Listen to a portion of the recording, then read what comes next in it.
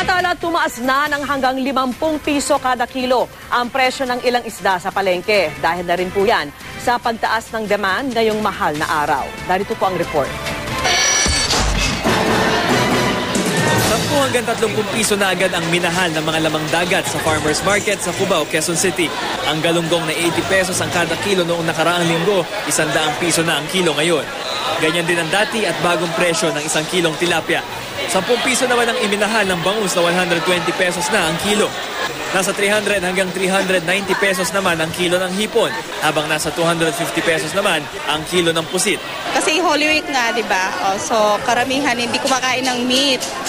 Although I'm a Christian already, parang nakagawian lang namin na hindi na kumain ng meat pag Thursdays, Fridays. Kasi Holy Week ngayon, mahal na araw, kailangan isda tsaka gulay. Sa Agora Market naman sa Maynila, mula 10 hanggang 50 pesos ang itinaas ng presyo ng mga isda. Bukod sa seafood, nagmahal din ang ilang gulay gaya ng naobserbahan namin sa Mega Q-Mart sa Quezon City. 40 pesos ang itinaas ng presyo kada kilo ng bell pepper na ngayon ay nasa 120 pesos. 10 piso naman ang itinaas ng presyo ng repolyo na nasa 50 na ngayon ang kilo. 80 pesos ang kilo ng cauliflower, 40 pesos ang pechay, 25 pesos ang sayote. Ang pinakamura lang ngayon yung mga local, yung mga talbos-talbos. But the rest, at isa pa pala yung kamatis kasi season. But the rest, tumaas talaga. Ang dating bili namin ng chapsoy 25, ngayon 35 na. Ano pa? Sa pakbet, ganon. Maging sa ilang grocery, may mga namimili na bago ang mahabang Holy Week break.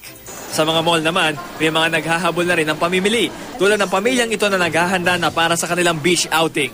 Number 1, balak namin maghanap ng mga swimsuit plus yung mga type ng bag namin balak dalhin. Saka mga sandals na babagay sa summer. Yung mas comfortable kami. Kasi usually pag magko-close na kasi is mahirap na maghanap. Mas maganda ngayon kahit maaga. Para sa Saksi, Bam Alegre, nag-uulat.